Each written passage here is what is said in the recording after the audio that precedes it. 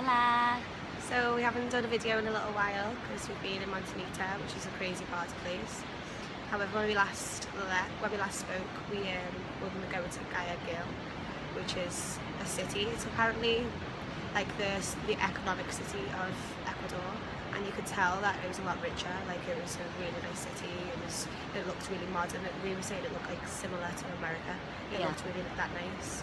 A lot of people had said as well that they just skipped going to Guayaquil, but by the time we got there, it was just so much nicer than what we thought it was going to be. Probably the nicest city I've been to so far. Yeah, definitely.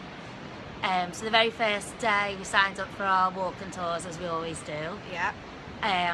But this time the guy, his English wasn't very good, so it was so difficult. It was really, really poor. Like, he knew all the English words, but he just pronounced them so wrong that it was so hard to understand, and we didn't have the heart to tell him. Yeah. And he couldn't understand even our questions. Like, Charlie was like, "What year was that?"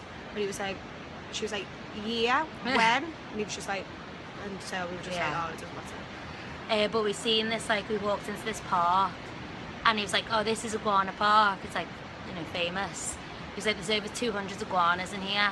And I just looked and went, "Where?" And they just pointed, and then you just seen them all. There was so many iguanas, all of the trees, all walking around.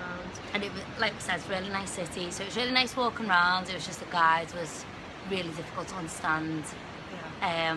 But after that, as we said in the last video, we were aiming to get tickets to go to a football game, and we managed to get them. So the next day then, we were going to the football. So that night we just went and watched a film. In the cinema. Yeah. We went to watch King Arthur, which was good. Yeah. And then the next day we went to the football, which was Emelec playing. So I put a video up of us, like, in the stadium.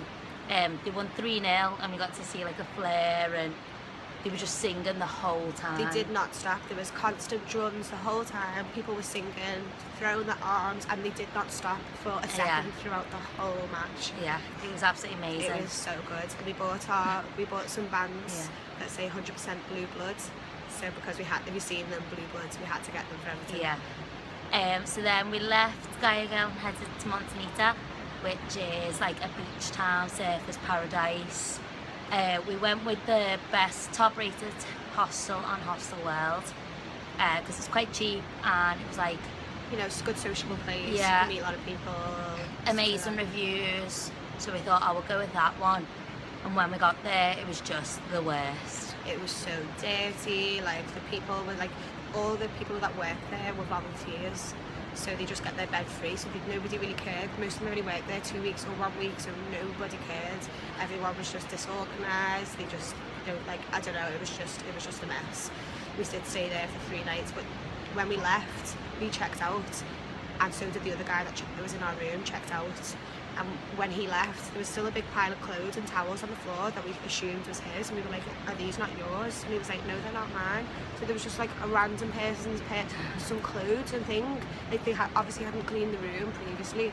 They never cleaned anything, to be honest. No, there wasn't a cleaner there for 3 days, if not longer. There was Christmas decorations hanging on the wall with about 5 inches of black dirt on top of them. It was so thick of dirt. So it was just minging, and we kept losing loads and loads of things as well. But the funny story about that is, we were like, because they told us somebody was actually stealing in the hostel, a volunteer, and that phones had gone missing, so we assumed our things had been stolen. So, like, just stuff like that when we probably left around, like my sun cream, which I spent $18 on for a finger sun cream. That went. My sunglasses, Charlie's scissors, like me antiseptic cream, like, things just kept on going missing, and we were fuming. And then we decided after 3 nights enough was enough, and we checked into a really, really nice hotel Actual instead. hotel instead of a hostel. And it was on the beachfront. It was like a yoga hotel. There was hammocks. The breakfast was amazing. So amazing. It was so good. And then we went and did, like, laundry and stuff, and we just started finding disposable Siobhan's sunglasses in the laundry bag. So I must have put them in my laundry and give it into there, so I found them.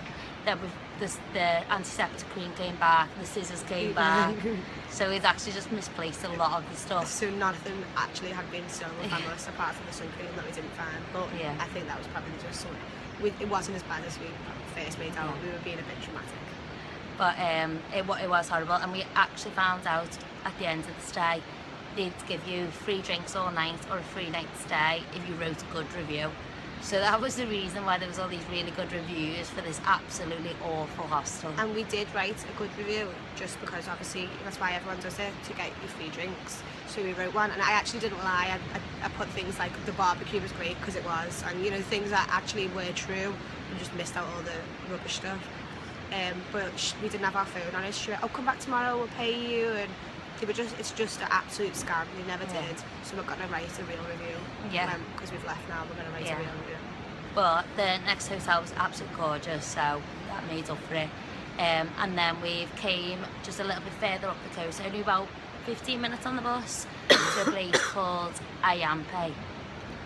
So we're in like a beachfront. This is our balcony outside our room, which is literally just on the beach. Like montañita is only 15 minutes away, but it's a really big party place. Like, you know, you drink too much, like, you know, sleep all day, drink all night type place. Where this place is so quiet, we don't even know there's an ATM machine or anything. Like, it's just a really chill. And we came with like 4 other people, so there's 6 of us. We're gonna make have a little family dinner tonight. Yeah. And just do some relaxing. Need to relax a little bit more. Yeah, and then we're heading down towards Peru next, so we're not sure where we're going to be stopping along the way, but it's a bit too much of a long journey just to go straight there.